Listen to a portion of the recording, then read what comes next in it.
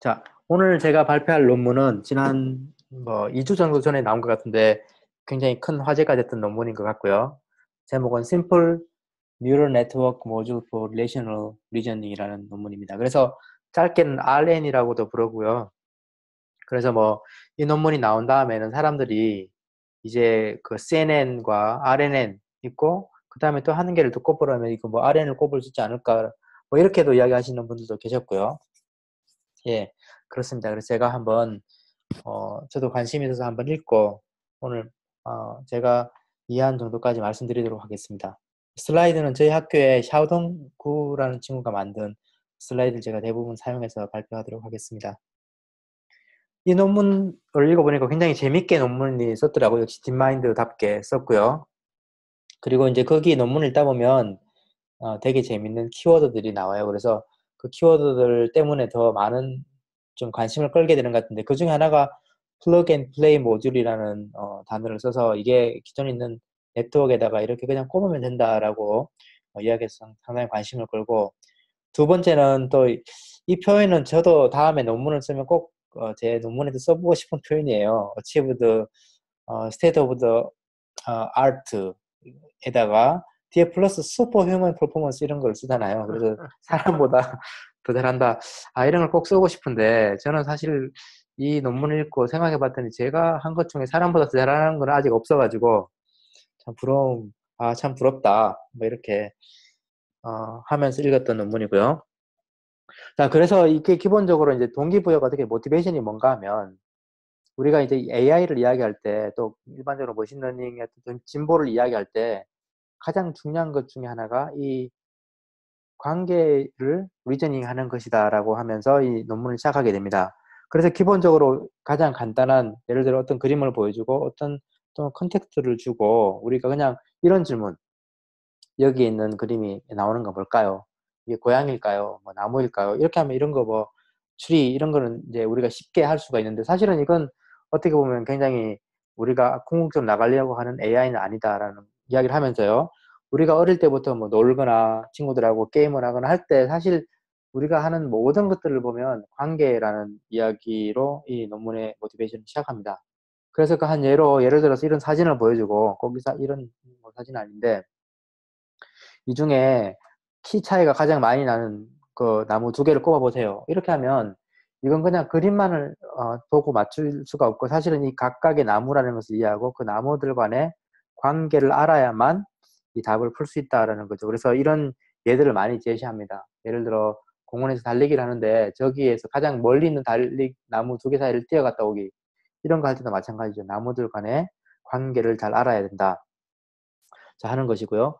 그래서 이런 이제 관계들을 잘 이해하고 이 문제를 풀기 위해서 많은 사람들이 시도를 했었습니다. 그래서 물론 이 논문이 그 문제를 처음으로 풀려고 했던 건 아니고요. 그래서 이 논문에 의하면 몇 가지 시도들이 있는데 크게 두 가지로 볼 수가 있어요. 첫 번째는 심볼릭 어프로치라고 해서 기본적으로 이렇게 어떤 그 관계들을 어떤 로직 랭귀지 같은 걸로 다 정의를 하고 그런 거를 정의된 것을 수학식으로 수식적으로 풀어보려고 하는 노력들을 했다라고 해요. 근데 그냥 생각해 보면 알 수 있듯이 굉장히 이걸 다 정의하기도 쉽지 않고 굉장히 어떤 자그마한 문제에서는 될지 몰라도 굉장히 많은 문제에서는 이게 스케일러빌리티가 굉장히 떨어져서 확장성이 거의 없는 방식이다라고 할 수 있겠고 두 번째는 통계적인 기법인데 요즘 딥러닝이 워낙 잘 되니까 이걸 그냥 그림을 주고 또 그리고 간단하게 어텐션 같은 거를 얹어서 해보는 방법들도 많이 시도됐죠. 그런데 여기에서 이 페이퍼에서 이야기하는 것은 이 데이터 푸어 프로블럼이 있다. 즉 여기에 있는 것들의 오브젝트들을 잘 디텍팅하고 그들 간의 관계를 찾아내기는 굉장히 역부족이다라고 이전에 했던 일에 대해서 좀 리미테이션들을 잘 정리를 하고 있습니다. 그래서 그렇다면 솔루션은 뭔가 이렇게 했는데 수식을 이렇게 제가 이 논문을 보고 굉장히 놀랐던 것은 수식이 딱 하나 나와요. 이거. 그래서 처음엔 어, 이게 단가? 이렇게 생각하면서 봤는데 이게 다더라고요. 그래서 여기 이 수식은 굉장히 간단하게 이야기할 수가 있는데 이게 어떤 주어진 오브젝트가 있다면 이 RN이라는 것은 이 주어진 O를 받아들입니다. 이 O는 오브젝트고요. 이 오브젝트들은 이 O는 오브젝트들의 셋이 되겠죠. 그래서 어떤 O1에서 ON까지의 오브젝트가 있는 것이고요. 자, 그러면 이것을 어떻게 묶느냐. 우선 G라는 relation function이라고 하는 함수가 있습니다. 여기는 물론 C타의 파라메타, 이제 런어블한 펑션이 되겠고요. 이 펑션이 이 각 셋에 들어있는 OI, OJ를 두 개를 입력으로 받아서 뭔가를 출력하는 펑션이 돼요. 자, 이렇게 되는 거고, 여기에 있는 이 셋에 있는 것을 다 이터레이션 돌면서 하나씩 다 가져와서 모든 조합을 이 G라는 함수를 해서 통과시킵니다. 그런 다음에 이 통과된 값들을 그냥 썸을 하는 거죠. 이 엘리멘트 와이즈 썸이 될 텐데요. 썸을 하고 그거를 한 번 더 F라는 펑션에 통과를 시켜요. 그래서 이게 다인데요. 그래서 이걸 하면 한 세 가지 아주 좋은 점이 있다라고 이야기를 하는데, 그래서 우선 우리가 첫 번째 이야기했던 그 나무에서 나무를 그림으로 한번 표현해 보면 이 나무 그림 전체를 우리가 O라고 할 수 있겠고요. 그리고 이 나무 그림 전체에는 O1, O2, O3, O4라는 이제 오브젝트를 나누어서 우리가 볼 수가 있겠죠. 그럼 이 G라는 함수가 이 모든 조합에 대해서 이렇게 한번 해서 출력을 내는 거예요. 이렇게 내고 이 출력이 여기 이제 sum이라는 표현은 좀 빠졌는데 다 합친 다음에 그걸 F라는 함수를 한번 더 거쳐서 어떤 최종 결과를 낸다 하는 것이 바로 이 RN의 정의가 되겠습니다. 예. 이게 사실 RN의 개념 다 설명드린 건데 혹시 질문 있으신가요? 예, 너무나 간단한 것 같고요. 그래서 이제 RN의 그럼 장점이 무엇인가? 그래서 여기에서 뭐 어떤 증명을 하거나 하진 않는데 글로 굉장히 자세하게 굉장히 나름 설득력 있게 RN의 장점에 대해서 이야기를 하는데 크게 세 가지이더라고요. 한 개는 이런 관계들을 잘 인포를 한다라는 거고요. 자, 이 인포를 하는데 여기 또 굉장히 재밌는 표현들 많이 썼더라고요. 그런데 사실상 우리가 이 RN의 오브젝트라는 것을 우리가 주는데 사실 거의 가상적인 오브젝트고 그 오브젝트에 어떤 두 개의 오브젝트 간에 어떤 실제적으로 관계가 있는지 없는지 우리 몰라도 되고 없을 수도 있어. 이런 이야기를 하고요. 그리고 그 릴레이션이 있다고 가정해도 그것들의 어떤 의미는 정말 우리가 몰라도 되고 그리고 이게 어떤 오브젝트의 시멘틱 이런 거 전혀 몰라도 돼. 이런 걸 우리가 다 그냥 학습한다라고 이야기를 하고 또 심지어는 이 우리가 이전에 수식에서는 사실 모든 조합을 다 시도하는 건데 all to all의 조합이 되는데 실제로는 all to all 할 필요도 없이 일부 페어만 해도 돼. 뭐 이런 이야기를 합니다. 그래서 굉장히 이 네트워크 구조가 플렉시블하다라는 이야기를 하고요. 그리고 여기서 이제 수식에 나왔지만 이 함수가 사실은 G 함수 하나를 가지고 모든 조합을 통과시키기 때문에 이 컴퓨테이셔널리도 굉장히 어, 데이터 이피션트하다. 그리고 오퍼레이션은 이 셋의 오브젝트를 오퍼레이션하기 때문에 오더 인베리언트하다. 뭐 이런 특징을 갖는다고 잘 설명을 하고 있고요. 그래서 이걸 가지고 실험을 해본 겁니다. 실험을 해보는데 크게 이 4개의 데이터셋을 가지고 실험을 합니다. 클레버라는 것과 소르브 클레버, 바벨, 그리고 자기들이 만든 건데 한 개씩 간단하게 말씀드리고 또 결과에 대해서 말씀드리도록 하겠습니다. 이 클레버라는 데이터셋도 제가 이제 이걸 보니까 아주 재밌는 데이터셋이던데요. 이게 아마 스탠포드의 페이 교수님 그룹에서 만들어 놓은 또 데이터 같아요. 보면 어떤 이런 그 3차원의 오브젝트들을 주고 그 오브젝트마다 각각의 이제 머티리얼이 좀 다른 것 같아요. 뭐 고무 재질도 있고 뭐 이렇게 3차원을 주고 이걸 가지고 질문을 합니다. 그래서 질문은 크게 이게 릴레이셔널 퀘스천과 그냥 일반 퀘스천을 나눌 수가 있는데 이게 예를 들어서 뭐 이 브라운 뭐 스페어의 사이즈가 어떻게 되냐 이렇게 하면 이제 예를 들면 뭐 한 개를 거기에 대해서 한 개에 대한 답을 할 수가 있어서 이건 서로 관계를 이해하지 못해도 답을 할 수 있는 거고요. 또 관계성을 하는 질문 뭐 예를 들면 이게 뭐 이런 것과 어떤 것과 비교를 해서 그 답을 낼 수 있는 이런 질문들로 나누어져 있다고 합니다. 이런 경우에는 이제 각각의 오브젝트들을 비교해야 된다. 예, 이렇게 한 데이터셋이고요. 두 번째는 이 논문을 쓴 사람들이 자기들끼리 또 만들었더라고요. 데이터를 솔브 클레버라고 해서 굉장히 비슷한 데이터셋인데 그런데 이 질문들을 이게 릴레이션인지 아닌지를 정확히 나누고 그래서 여기 2D 컬러 이미지가 있고요. 그리고 각 이렇게 생겨 있는 이미지인데 이 이미지는 6개의 오브젝트들이 항상 등장을 하고 동그라미나 네모 나오고 색깔도 좀 다르죠. 그런 다음에 각각 이미지에 대해서 10개의 릴레이셔널 퀘션과 10개의 릴레이션이 아닌 퀘션들을 이렇게 나누어 준다고 합니다. 그래서 예를 들어 이런 이제 질문들이 나오겠죠. 자, 이런 거에 대한 답을 다는 거고요. 그리고 우리가 바벨은 좀 잘 아는 데이터셋, 텍스트로 된 컨텍스트를 가지고 어떤 그 다음에 질문을 하면 그 질문에 대한 답을 찾아내는 그런 형태의 데이터셋이 되겠고요. 그리고 마지막에도 이것도 이제 이분들이 만든 것 같은 아주 재밌는 데이터셋인 것 같아요. 그래서 이게 아마 비디오 같죠? 비디오인데 공들이 이렇게 막 물체들이 움직이는 어떤 그 중력에 있는 세계 워즈코라는 걸 써서 중력이 있는 세계에서 뭐 물체들이 막 움직이는데 사실 어떤 물체들은 어, 연결이 돼 있어요. 연결이 돼 있어서 같이 움직이는 거죠. 이 중력의 영향을 받지만. 그래서 뭐 어떤 게 줄에 연결돼 있을까 이런 걸 물어보면 사실 이걸 오브젝트들을 보면서 이걸 관계들을 잘 눈으로 봐야 알 수가 있는 건데 그건 이제 문제로 만들어 놓은 것 같아요. 요것도 이제 요거에 대한 논문이 또 따로 하나 나온 것 같고요. 자, 그러면 이걸 가지고 그러면 구체적으로 어떻게 모델을 만드느냐 하는 것을 논문에서 한 예를 들어 설명하고 있습니다. 지금 이런 처음에 클레버 데이터를 입력을 하게 되면 이 입력을 일단 컨볼루션 레이어로 돌려서 컨볼루션을 하고요.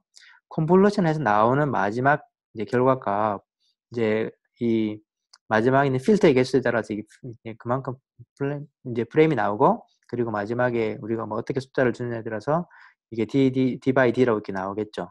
나오는 이 값이 이제 이 값을 입력으로 일단 할 거고요.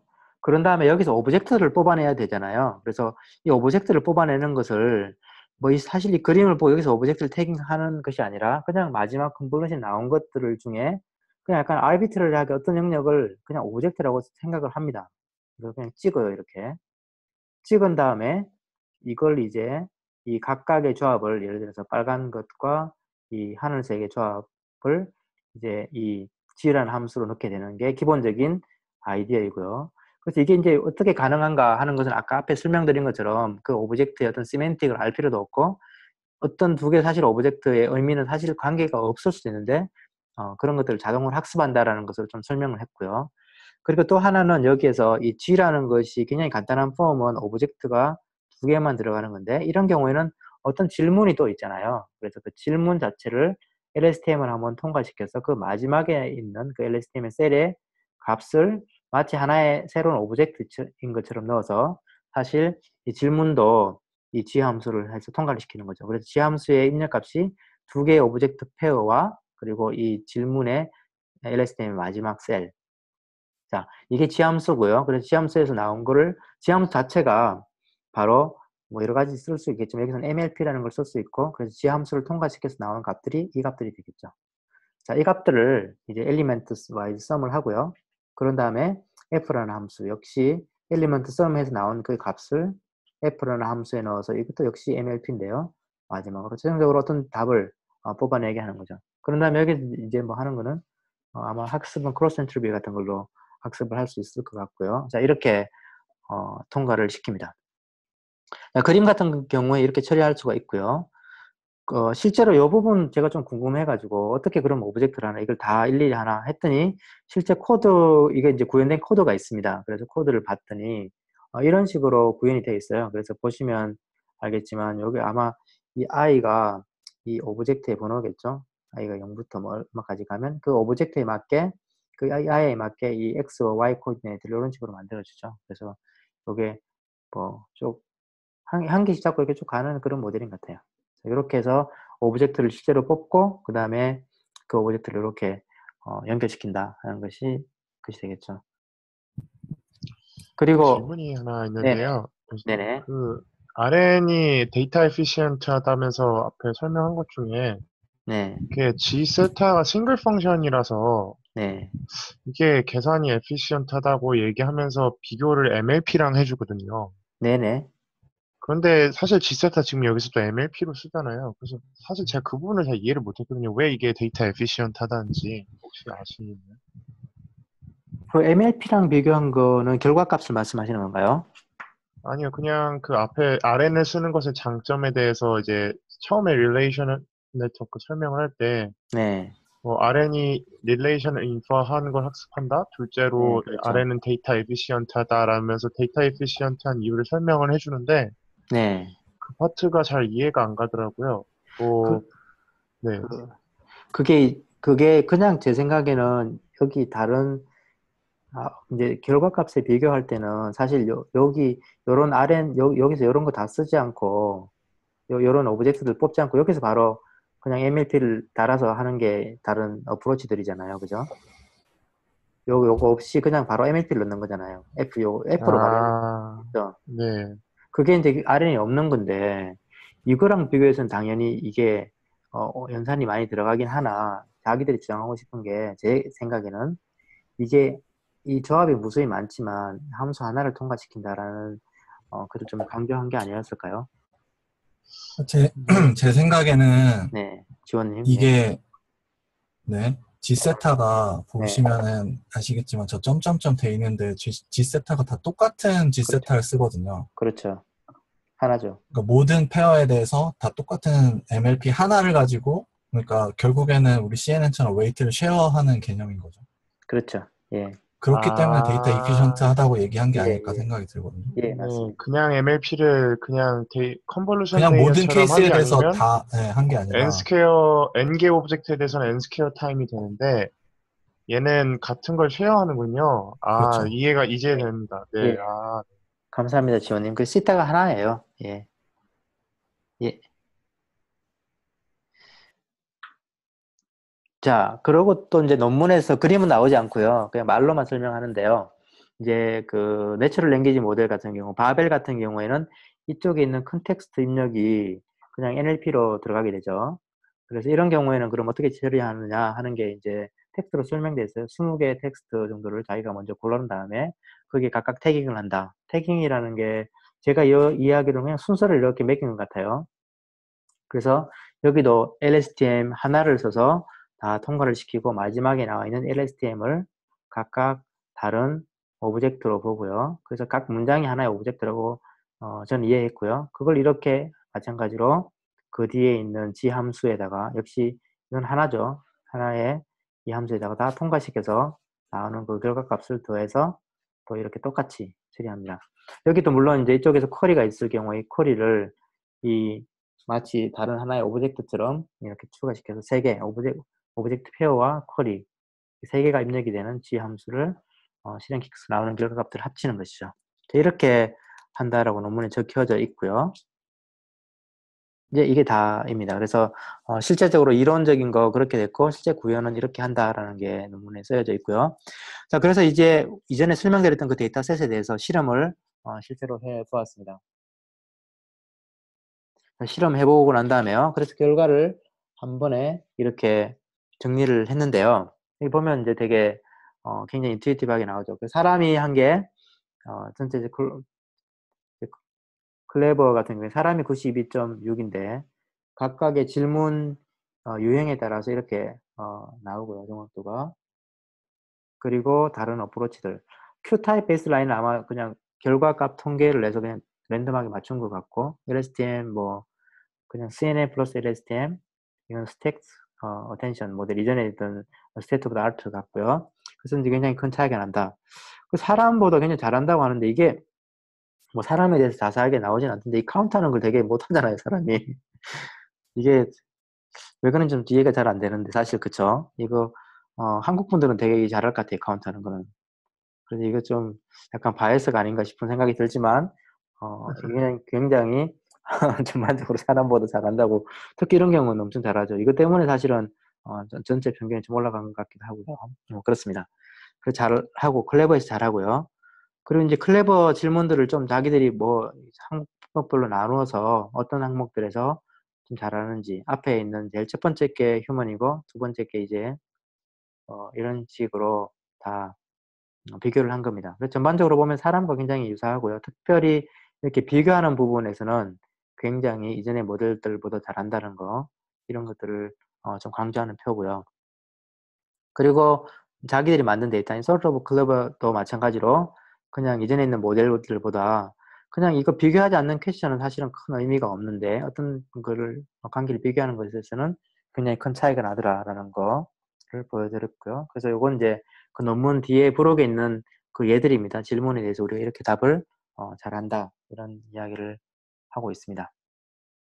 그리고 다른 태스크에서도 예를 들어 바벨 같은 거에서도 그 굉장히 좋은 성적을 거두었죠. 20개 중에 18개를 풀었고, 또 이제 논문에 쓰는 거는 나머지 틀린 것도 굉장히 이상한 답을 하진 않더라고, 우리는. 뭐 이런 거고. 그리고 아까 그 물체들이 막 움직이는 공간에도 93% 정도, 뭐, 하더라. 굉장히 기본적인 구현보다는 잘 한다라는 것을 논문에서 보여주고 있습니다. 그래서 굉장히 이게 이제 뭐 데이터셋은 좀 어떻게 보면 만들어진 데이터셋이라 실제 우리가 릴레이션 가지고는 어떻게 될지 모르겠지만 상당히 높은 액큐리시를 자랑하고 있고요. 그래서 제가 이제 이 논문을 읽고 그냥 제 나름대로 생각을 좀 해본 게, 야, 이거 되게 심플하기도 해서 그냥 있는 모델들에 좀 막 연결시켜서 써보면 되게 잘 될 것 같은 생각도 들고, 그래서 재밌다라는 생각을 했고요.